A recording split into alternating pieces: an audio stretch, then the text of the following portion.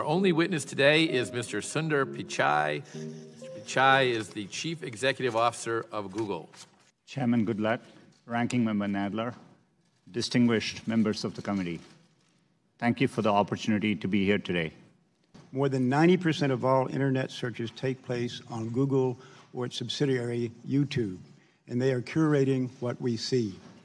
Google has long faced criticism for manipulating search results to censor conservatives.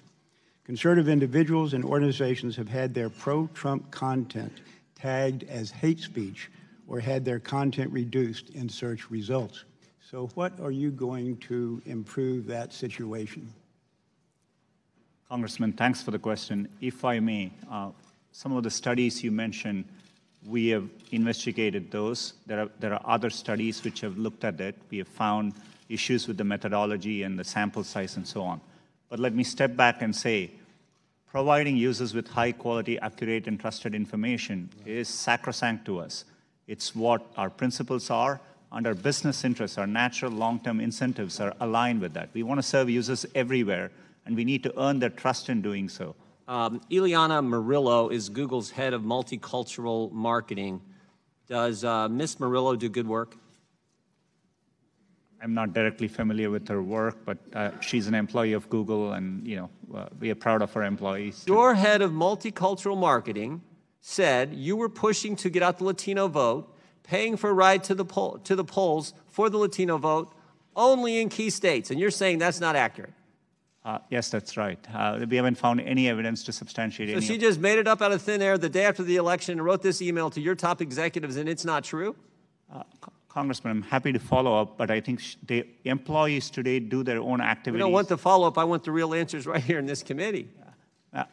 As I said earlier, we have looked into it. We didn't find it. Did you push to get out the key vote? And I would say the two most populous states for Latinos would be California and Texas. Did you push to get out the Latino vote and pay for people to go to the polls in California and Texas? We as a company didn't have any effort to push out votes for any particular demographic. That would be against our principles. We participate in the civic process in a nonpartisan way, and we think it's really important we do it that way. I have an iPhone, and if I move from here and go over there and sit with my Democrat friends, which will make them real nervous, does Google track my movement?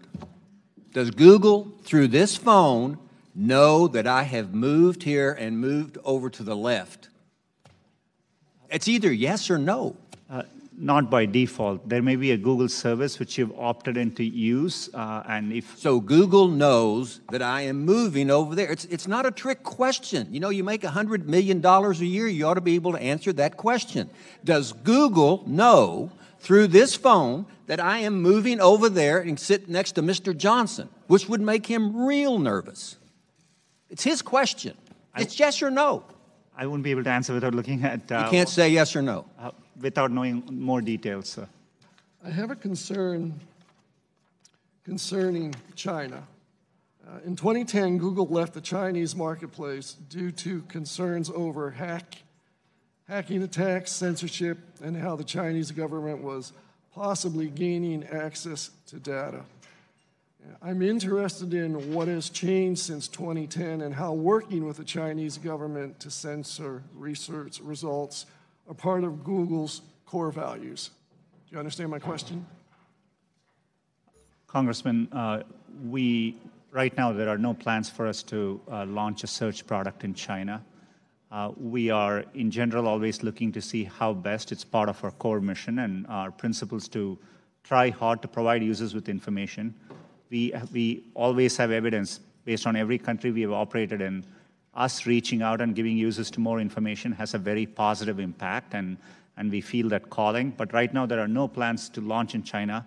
To the extent that we ever approach a decision like that, I will be fully transparent, including with policymakers here, and engage and consult widely.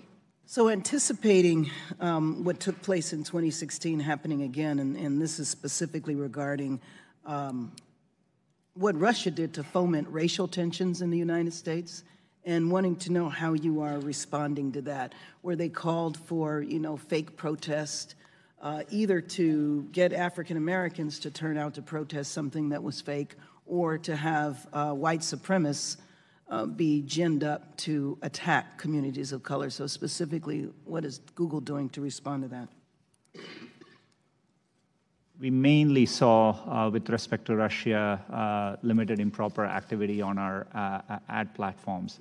But in general, we are not a social networking company across the products we do. It's an area we haven't done well as a company.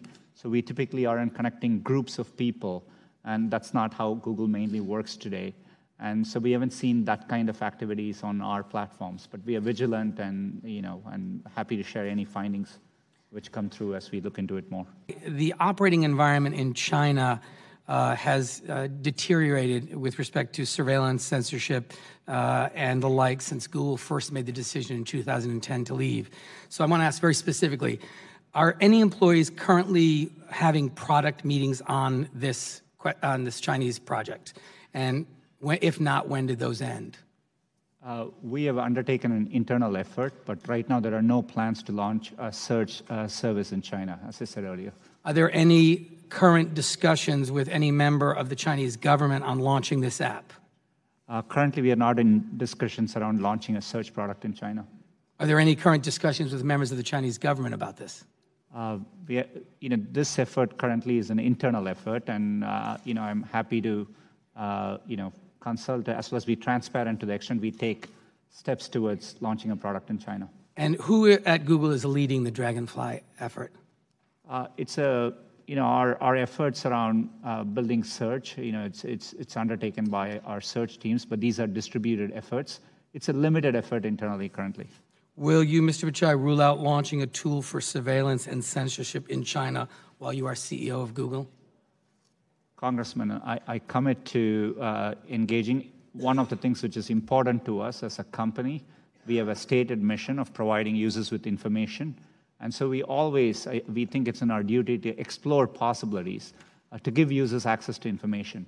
And, I have that commitment, but, as I said earlier on this, we'll be very thoughtful and we will engage widely as we make progress. This is now the fourth hearing in a series of ridiculous hearings on the free speech of internet companies. A significant portion of this hearing was a waste of time because the First Amendment protects private individuals and corporations' free speech rights. So I'm going to search for Congressman Steve King. I'm going to hit the News tab. First article that pops up is from ABC News. It says, Steve King's racist immigration talk prompts calls for congressional censure. That's a negative article. But you don't have a group of people at Google sitting there thinking and trying to modify search results. Every time Steve King comes up, a negative article appears. That's not what's happening, right? We always operate for any query with the same set of principles. We are trying to reflect what is currently, if it is newsworthy, what is currently being discussed about that phrase. Thank you. So let me just conclude here by stating the obvious. If you want positive search results, do positive things. If you don't want negative search results, don't do negative things. And to some of my colleagues across the aisle, if you're getting bad press articles and bad search results, don't blame Google or Facebook or Twitter. Consider blaming yourself. Did Google design a prototype for a search engine that could be used in China to censor content? Congressman, we have undertaken an internal effort. Did you create a prototype? There was a report in The Intercept that says a prototype for the censored search engine was designed.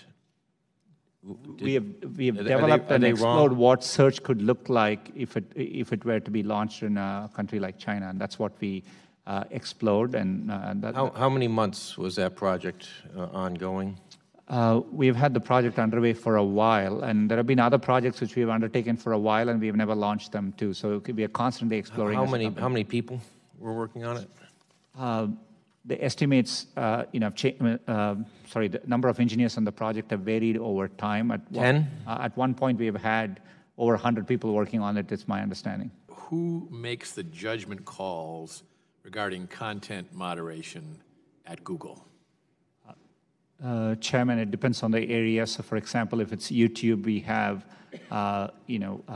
very clear teams which are responsible for YouTube content policies. And are they identified? Is it possible for a customer to write to them and say, "Hey, here's a concern I have"? We give clear channels for content creators to, to raise concerns back, and we have clear avenues. And we also have had people who are responsible for these platforms, including content moderation, appear here, and I think they've consulted widely here too.